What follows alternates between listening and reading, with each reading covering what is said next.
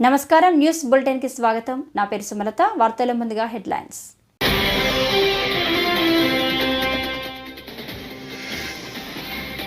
Private స్కూళ్ల కంటే మిన్నగా ప్రభుత్వ పాఠశాలల విద్యార్థులను తీర్చిదిద్దుతామని ముఖ్యమంత్రి చంద్రబాబు స్పష్టం.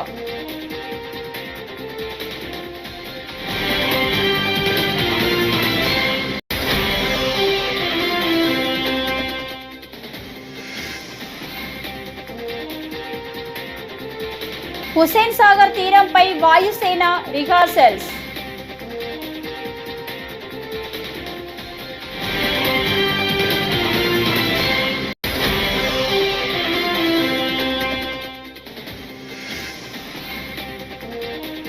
వైఎస్ జగన్ హయాంలో విద్యారంగంలో విప్లవాత్మక సంస్కరణలు. మేరగ నాగార్జున.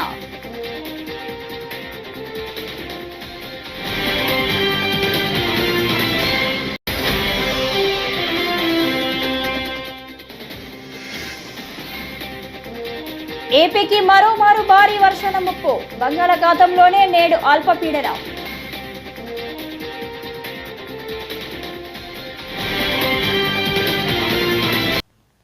ఇక డీటెయిల్స్ చూస్తే, ప్రైవేటు స్కూళ్ల కంటే మిన్నగా ప్రభుత్వ పాఠశాలల విద్యార్థులను తీర్చిదిద్దుతామని ముఖ్యమంత్రి చంద్రబాబు స్పష్టం చేశారు. ఏటా డిసెంబర్ 7న మెగా పేరెంట్స్ టీచర్స్ సమావేశం నిర్వహిస్తామని తెలిపారు. పిల్లల భవిష్యత్తు టీచర్లు తల్లిదండ్రుల చేతుల్లోనే ఉందన్నారు. విద్యార్థులు స్కూల్కు రాకపోతే ఫోన్కు మెసేజ్ వచ్చేలా ఏర్పాటు చేస్తున్నామని తెలిపారు. పరీక్ష ఫలితాలు, ఆరోగ్య విషయాలు కూడా తల్లిదండ్రులకు ఎప్పటికప్పుడు తెలియజేస్తామని వివరించారు. ఏవైతే ఎలక్ట్రానిక్ ఇవన్నీ ఉన్నాయో దాని పట్ల పిల్లలు కూడా జాగ్రత్తగా ఉండాలి. ఈరోజు సైబర్ నేరగాళ్లు చాలామంది తయారయిన తర్వాత మనం చూస్తే చాలా ఒకటి రెండు కాదు, ఏదో ఫ్రెండ్షిప్ చేసినట్టు చేయడం, మాయమాటలు చెప్పడం, మభ్య పెట్టడం, వాళ్ళ జీవితాలతో ఆడుకునే పరిస్థితికి వచ్చారు. స్నేహం అనే పేరు పెట్టి అక్కడి నుంచి వాళ్ళ జీవితాన్ని నాశనం చేసి, అదే మరిగా అశ్లీలమైనటువంటి ఫోటోలు కూడా తీసి బ్లాక్మెయిల్ కూడా చేసే పరిస్థితికి వస్తున్నారు. అంటే సమాజంలో ఒక మంచి జరిగినప్పుడు దానికి ఇంకొక కోణంలో చెడు కూడా ఉంటుంది. ఒక పక్క టెక్నాలజీ అవసరం, నిన్న కూడా నేను మాట్లాడాను. అది మన జీవితాలకి పెద్ద ఎత్తున మనం ఏదైతే అనుకుంటామో అది సాధించడానికి ఉపయోగపడుతుంది. అదే సమయంలో ఇలాంటి టెక్నాలజీ ఉపయోగించుకొని అవసరమైతే మన పేరుతో ఉండే మన డబ్బులు కూడా మన బ్యాంకులో దోచేసుకునే పరిస్థితులు కూడా వస్తున్నారు. ఒక్క నేరం కాదు, ఒక పక్క మోసం కూడా చేసి ఇంట్లో మనల్ని మిస్లీడ్ చేసే పరిస్థితి కూడా వస్తారు. ఇప్పుడు పాప చెప్పింది, కొన్ని విషయాలు చెప్పింది ఆ విద్యార్థి అయితే, ఇలాంటి నేరగాళ్లు చాలా మంది ఉన్నారు. అందుకే సైబర్ నేరగాళ్ల పట్ల మనం జాగ్రత్తగా ఉండాలంటే మనం ఏ విధంగా పనిచేయాలో మీరందరూ అర్థం చేసుకోవాల్సిన అవసరం ఉంది. ఎప్పుడు కూడా ఒక మంచి గాని ఒక చెడు గాని రెండు కూడా మీరు చూస్తే 24 గంటలు ఫోన్ చూడడం కూడా ఒక వ్యసనం. భారత వాయుసేనకు సంబంధించిన సూర్య కిరణ్ విమానాల బృందం హుస్సేన్ సాగర్ తీరంలో గగనతలంలో కనువిందు చేయనుంది. ఆదివారం మధ్యాహ్నం 3 గంటల నుంచి 5 గంటల వరకు ఏరోబాటిక్ ప్రదర్శన జరగనుంది. ఈ షోలో వాయుసేనకు చెందిన జెట్ విమానాలు పలు విన్యాసాలకు ప్రదర్శించనున్నాయి. దీనికి సంబంధించి శుక్రవారం సాయంత్రం రిహార్సల్స్ నిర్వహించారు. Hawk I-132 advanced jet trainer air క్రాఫ్టులతో సూర్య కిరణ్ టీం చేసిన విన్యాసాలు సందర్శకులను అబ్బురపరిచాయి. దాదాపు 25 నిమిషాల పాటు జెట్ విమానాలు ఆకాశంలో విన్యాసాలు చేశాయి. ప్రజాపాలన విజయోత్సవాల్లో భాగంగా ఆదివారం మధ్యాహ్నం ఈ ఏరోబాటిక్ ప్రదర్శన ఉంటుందని అధికార వర్గాలు తెలిపాయి.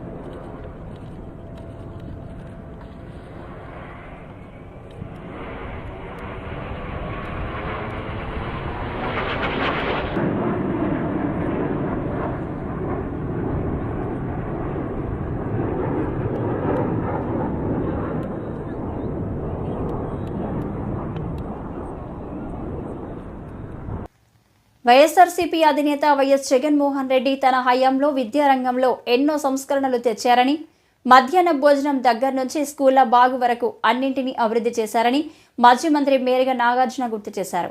తాడేపల్లిలోని వైఎస్ఆర్సీపీ ప్రధాన కార్యాలయంలో శనివారం మేరుగ నాగార్జున మీడియాతో మాట్లాడారు. నిజంగా ఈ రాష్ట్రం విద్యారంగంలో ఉన్నత శిఖరాలకు వెళ్లాలని, పేద విద్యార్థుల యొక్క స్థితిగతులు మెరుగుపడాలని, ఆంధ్రప్రదేశ్ ఉజ్వలమైనటువంటి భవిష్యత్తు విద్యాపరంగా ముందుకెళ్లాలని ఎంతో కసితో గత ప్రభుత్వం పనిచేస్తే ఈరోజు మెగా మీట్ అంట, నేను దాన్ని దగా మీట్ అంట. ఎవరిని దగా చేయటానికి? ఈ రాష్ట్రంలో వైఎస్ఆర్ కాంగ్రెస్ పార్టీ అధికారంలో ఉన్నప్పుడు విద్యా వ్యాప్తిని, విద్యను పొంతలు తొక్కించాలని ఒక గొప్ప ఉద్దేశంతో నాడు నేడు అనే కార్యక్రమం కానీ, ఇంగ్లీష్ మీడియం కానీ, సిబిఎస్ఈ సిలబస్ కానీ, ఐబీ వైపు అడుగులు వేయటం కానీ, లేకపోతే టోఫెల్ కానీ, సబ్జెక్ట్ టీచర్స్ కాన్సెప్ట్ కానీ, తరగతి గదుల్లో 6వ తరగతి నుంచి ఇంటరాక్టివ్ ప్లాట్ఫామ్ ప్యానల్ సిస్టాన్ని కానీ, లేకపోతే 8వ తరగతిలో మరి ట్యాబ్ల పంపిణీ కానీ, అసలు కొత్త విధానం విద్యా కానుక మెనూలో అయితే రోజుకొక ఐటమ్, రోజుకొక టైం టేబుల్ లాగా గోరుముద్దనిచ్చి ఈ రాష్ట్రంలో ఉన్నటువంటి పేదల పిల్లల యొక్క ఆరోగ్యంతో పాటు చదువులమ్మ తల్లి ఓలలాడే విధంగా గౌరవ ముఖ్యమంత్రి గారి నేతృత్వంలో పనిచేస్తే మీరు చెప్పుకోవటానికి ఒక్కటంటే ఒకటి. ఏ కార్యక్రమాలు జగన్మోహన్ రెడ్డి గారు ముఖ్యమంత్రిగా ఉన్నప్పుడు చేశారో వాటన్నిటినీ గాలి కొదిలేశారు, వాటన్నిటినీ తిలోదకాలు ఇచ్చారు. నాడు నేడుకైతే దరిదాపు 12,000 కోట్లకు పైగా వెచ్చించి 45,000కు పైగా స్కూల్స్ కానీ హాస్టల్స్ కానీ రెన్యువేట్ చేస్తే వాటిల్లో కూర్చొని మీరు ఈరోజు తగుదురమ్మ కదా అని చెప్పేసి మీటింగులు పెట్టి పేరెంట్ టీచర్స్ అంట ఎందుకు పెడతా ఉన్నారు? మీ పిల్లవాళ్ళకి ఇంగ్లీష్ విద్యను. ఏపీకి మరోమారు భారీ వర్షాల ముప్పు పొంచి ఉంది. హిందూ మహాసముద్రం, దానికి ఆనుకొని ఉన్న ఆగ్నేయ బంగాళాఖాతంలో ఏర్పడిన ఉపరితల ఆవర్తనం నేడు దక్షిణ బంగాళాఖాతంలో అల్పపీడనంగా మారే అవకాశం ఉంది. ఇది పశ్చిమ వాయువ్య దిశగా కదులుతూ 12 నాటికి శ్రీలంక, తమిళనాడు తీరాలకు చేరే అవకాశం ఉందని వాతావరణ శాఖ వెల్లడించింది. దీని ప్రభావంతో ఆంధ్రప్రదేశ్, తమిళనాడు రాష్ట్రాల్లో భారీ వర్షాలు కురిసే అవకాశం ఉందని పేర్కొంది. అల్పపీడన ప్రభావంతో 11, 12 తేదీల్లో తమిళనాడులో, 12న దక్షిణ కోస్తా, రాయలసీమ జిల్లాలో భారీ వర్షాలు కురిసే అవకాశం ఉందని అధికారులు తెలిపారు. అంతేకాదు అల్పపీడనం వాయుగుండంగానూ మారే అవకాశం ఉందన్నారు.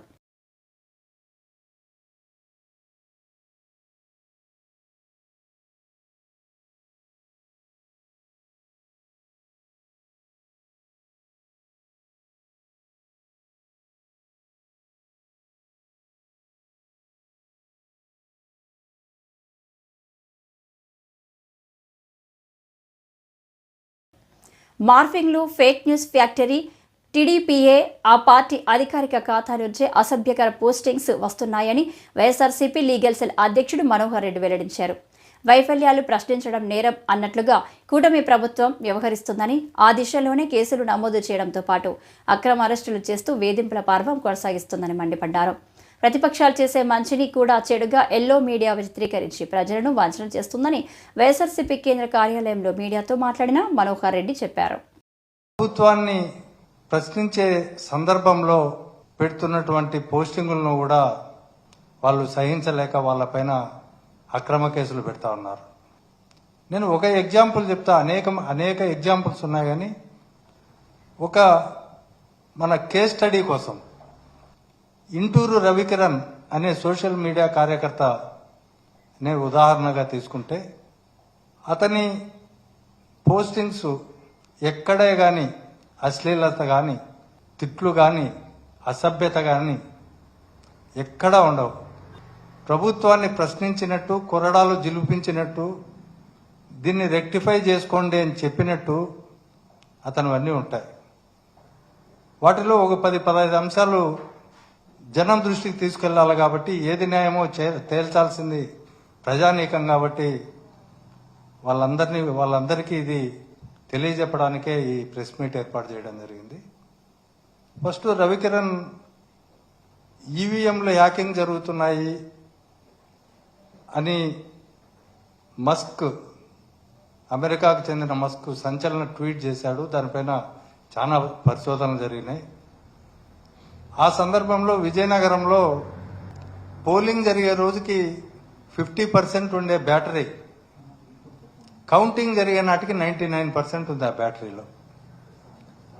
దానిపైన వైఎస్ఆర్సీపీ పార్టీ తరఫున ఓడిపోయిన వాళ్ళు కూడా హైకోర్టులో కేసులు వేయడం జరిగింది. మరి ఇది విచిత్రం కాదా? 50% ఉన్న ఈవీఎంలు పోలింగ్ రోజు 99%కు ఎలా అయ్యాయి? ఈ సందర్భంగా లోకేష్ టెస్లా కంపెనీ వాళ్ళను, కార్ల కంపెనీని ఇక్కడికి ఇన్వైట్ చేస్తే అప్పుడు రవికిరణ్ ఒకటి చెప్తాడు. ఇటీవల పుష్ప 2 ది రూల్ చిత్ర ప్రీమియర్ ప్రదర్శన వేళ హైదరాబాద్లోని సంధ్యా థియేటర్ వద్ద జరిగిన తొక్కిసలాటలో రేవతి అనే మహిళ మృతి చెందిన ఘటనపై నటుడు అల్లు అర్జున్ స్పందించారు. బాధిత కుటుంబానికి అన్ని విధాల అండగా ఉంటారని హామీ ఇచ్చారు. తన వంతుగా 25 లక్షల రూపాయల సాయం అందిస్తున్నట్లు ప్రకటించారు. ఆ కుటుంబానికి తన తరపున ఇంకెలాంటి సాయం చేయడానికైనా సిద్ధంగా ఉన్నట్టు తెలిపారు. ఈ మేరకు ఆయన ఓ వీడియో విడుదల చేశారు. ఆ క్రౌడ్లో ఒక ఫ్యామిలీ వచ్చారు. ఆ ఫ్యామిలీ కొంచెం దెబ్బలు తగిలినాయి. అండ్ ముఖ్యంగా ఒక lady, the mother of 2 children, ఆవిడ రేవతి గారని, ఆవిడ నెక్స్ట్ డే మార్నింగ్ అన్ఫార్చునేట్గా ఆవిడ ఆ తొక్కిసలాట్లో దెబ్బలు తగిలి ఆవిడ చనిపోయారని తెలిసింది.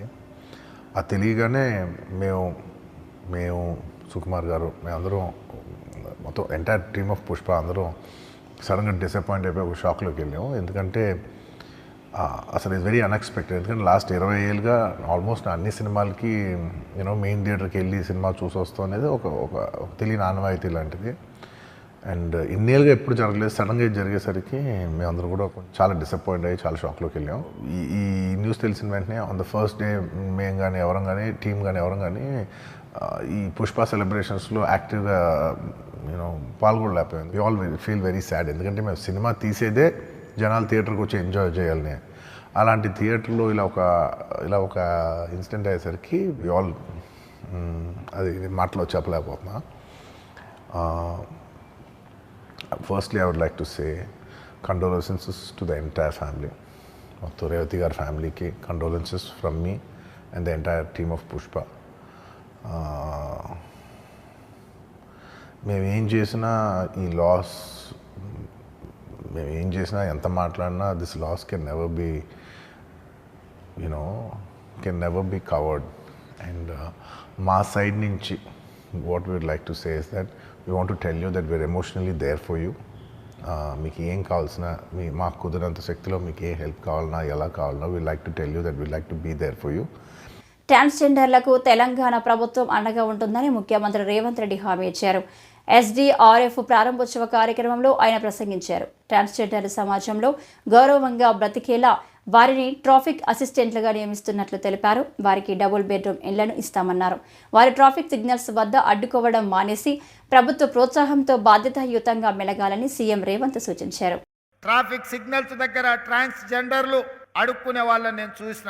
సమాజము వాళ్ళ పట్ల నిర్లక్ష్యంగా వ్యవహరించడం, వాళ్ళ పట్ల మానవీయ కోణంలో ప్రభుత్వాలు ఆలోచించకపోవడం వల్ల విధి లేని పరిస్థితుల్లో సమాజ నిర్లక్ష్యానికి గురైన ట్రాన్స్జెండర్లు అడుక్కునే వృత్తిని వాళ్ళు చేపడుతున్నారు. అందుకే ట్రాఫిక్ సిగ్నల్స్ దగ్గర వాళ్ళు ఉంటున్నారు. కాకపోతే వాళ్ళకు ఒక షార్ప్ సెన్స్ ఉంది. ఎప్పుడు సిగ్నల్ మారుతుంది, ఎప్పుడు ట్రాఫిక్ ముందుకెళ్తుంది, ఎప్పుడు ట్రాఫిక్ ఆగుతుందో శిక్షణ పొందిన వాళ్ళకన్నా కూడా వాళ్ళు వేగంగా గుర్తుపడుతుంటారు. అందుకే నేను డీజీపీ, అదే విధంగా అనితా రామచంద్రన్ గారికి, అదే విధంగా హైదరాబాద్ కమిషనర్ చెప్పిన వాళ్ళని ట్రాఫిక్ అసిస్టెంట్స్ గా పోలీస్ డిపార్ట్మెంట్ లో తీసుకొని వాళ్ళ చేతనే ట్రాఫిక్ ను నియంత్రించండి. నెలవారీగా వాళ్ళకి జీత భత్యాలు ఇస్తే వాళ్ళు ఆత్మ గౌరవంతో బ్రతకడమే కాకుండా పోలీస్ వ్యవస్థని బలోపేతం చేయడానికి ఈ ట్రాన్స్జెండర్స్ ఉపయోగపడతారని, ఈ రోజు సమాజ నిర్లక్ష్యానికి గురైన ట్రాన్స్జెండర్స్ ని జనజీవన స్రవంతిలోకి తీసుకురావాలన్న ఆలోచన ఈ రాష్ట్ర ప్రభుత్వం చేసింది. ఈ రోజు 47 మందినో 50 మందినో నియామక పత్రాలు ఇచ్చారు. భవిష్యత్తులో ఇంకా వాళ్ళకి అవకాశాలు పెంచుతాం. విద్యాశాఖని నేను ఒక ఛాలెంజ్గా తీసుకున్నానని నారా లోకేష్ అన్నారు. ఏపీలోని బాపట్లలో శనివారం నిర్వహించిన మెగా పేరెంట్ టీచర్ మీటింగ్లో ఆయన పాల్గొని మాట్లాడారు. గత 5 ఏళ్లుగా దారి తప్పిన విద్యా వ్యవస్థను గాడిలో పెట్టాలని సీఎం చంద్రబాబు నన్ను ఆదేశించారు. ఎందుకు విద్యాశాఖ తీసుకున్నావని నన్ను చాలా మంది అడిగారు. ఈ శాఖకు నా అవసరం చాలా ఉంది. ఒక ఛాలెంజ్గా తీసుకొని విద్యా వ్యవస్థను సెట్ చేయాలని అప్పుడే నిర్ణయించుకున్నా అని అన్నారు. గతంలో మనందరం చూసాం, చంద్రబాబు నాయుడు గారు విద్య పైన చాలా ఫోకస్ పెట్టారు. ఆనాడే స్మార్ట్ క్లాస్ రూమ్స్ తీసుకొచ్చి టెక్నాలజీతో జోడించి చేస్తాం జరిగింది. విద్యా వ్యవస్థని గత 5 సంవత్సరాలు దారి తప్పిన విద్యా వ్యవస్థని గాడిలో పెట్టాలన్న బాధ్యత నాకు గౌరవ ముఖ్యమంత్రి గారు ఇచ్చారు.